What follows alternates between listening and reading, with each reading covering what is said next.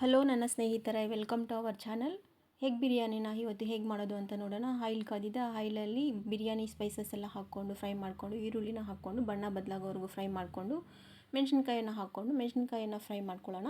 ನಂತರ ಟೊಮೆಟೊನ ಹಾಕ್ಕೊಂಡು tomato soft ಆಗೋವರೆಗೂ ನೀಟಾಗಿ ಫ್ರೈ ಮಾಡ್ಕೊಳ್ಳೋಣ. ಸಾಫ್ಟ್ ಆಗೋವರೆಗೂ ನೀಟಾಗಿ ಫ್ರೈ ಮಾಡಿಕೊಂಡು, ನಂತರ 1 ಸ್ಪೂನ್ ಬೆಳ್ಳುಳ್ಳಿ ಮತ್ತು ಶುಂಠಿ ಪೇಸ್ಟನ್ನು ಹಾಕ್ಕೊಂಡು ಹಸಿ ವಾಸನೆ ಹೋಗೋವರೆಗೂ ಫ್ರೈ ಮಾಡ್ಕೋಬೇಕು. ಕಲಿಸ್ಕೊಡ್ತಾ ಇರಬೇಕು, ಇಲ್ಲ ಅಂತಂದರೆ ತಳ ಅಂಟುತ್ತೆ. ಹಾಗಾಗಿ ಲೋ ಫ್ಲೇಮಲ್ಲಿ ಹಸಿ ವಾಸನೆ ಹೋಗೋವರೆಗೂ ಫ್ರೈ ಮಾಡಿಕೊಂಡು, ಸ್ವಲ್ಪ ಕೊತ್ತಂಬರಿ ಸೊಪ್ಪು, ಸ್ವಲ್ಪ ಪುದೀನನ ಹಾಕ್ಕೊಂಡು ಅದನ್ನು ಆಯಿಲಲ್ಲಿ ನೀಟಾಗಿ ಫ್ರೈ ಮಾಡ್ಕೊಳ್ಳೋಣ. ನಂತರ ರುಚಿಗೆ ತಕ್ಕಷ್ಟು ಉಪ್ಪನ್ನು ಹಾಕ್ಕೊಳ್ಳೋಣ.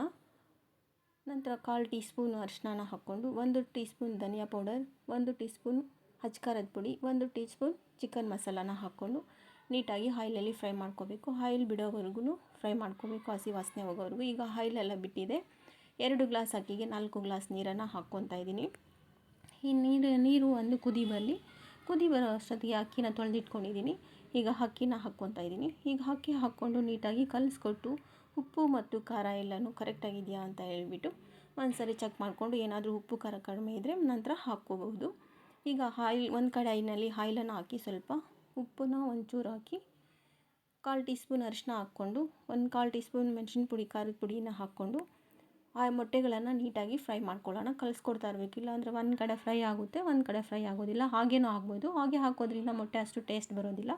ಹಾಗಾಗಿ ಕಟ್ ಮಾಡಿ ಈ ಥರ ಆಯಿಲಲ್ಲಿ ಫ್ರೈ ಮಾಡೋದ್ರಿಂದ ಮಸಾಲೆ ಎಲ್ಲ ಮೊಟ್ಟೆಗೆ ಹಿಡಿಯುತ್ತೆ. ಹಾಗಾಗಿ ಟೇಸ್ಟ್ ಚೆನ್ನಾಗಿರುತ್ತೆ. ಈಗ ನೋಡಿ, ನೀಟಾಗಿ ಬಣ್ಣ ಎಲ್ಲ ಬದಲಾಗಿದೆ, ಚೆನ್ನಾಗಿ ಫ್ರೈ ಆಗಿದೆ. ಈಗ ಮೊಟ್ಟೆನ ಹಾಕ್ಕೊಂಡು ಕುಕ್ಕರ್ನಲ್ಲಿ, ನಂತರ ಲಿಡ್ಡನ್ನು ಕ್ಲೋಸ್ ಮಾಡಿ 1 ವಿಸಿಲನ್ನು ಬರೆಸ್ಕೊಂಡ್ರೆ ತುಂಬ ಟೇಸ್ಟಿಯಾದಂತಹ ಬಿರಿಯಾನಿ ರೆಡಿ ಆಗುತ್ತೆ.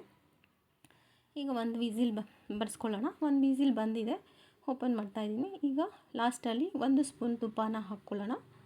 ನಂತರ ಸ್ವಲ್ಪ ಕೊತ್ತಂಬರಿ ಸೊಪ್ಪಿನ ಮೇಲೆ ಚಿಮ್ಮಿಸ್ಕೊಂಡ್ರೆ ತುಂಬ ಟೇಸ್ಟಿಯಾದಂತಹ ಬಿರಿಯಾನಿ ರೆಡಿಯಾಗಿದೆ. ಈಗ ಸರ್ವ್ ಮಾಡಿಕೊಂಡು ತಿನ್ನೋದು ಅಷ್ಟೇ. ಯಾರೆಲ್ಲ ನನ್ನ ಚಾನಲ್ನ ನೋಡ್ತಾ ಇದ್ದೀರಾ, ಲೈಕ್ ಮಾಡಿ, ಶೇರ್ ಮಾಡಿ, ಸಬ್ಸ್ಕ್ರೈಬ್ ಮಾಡ್ಕೊಳ್ಳಿ.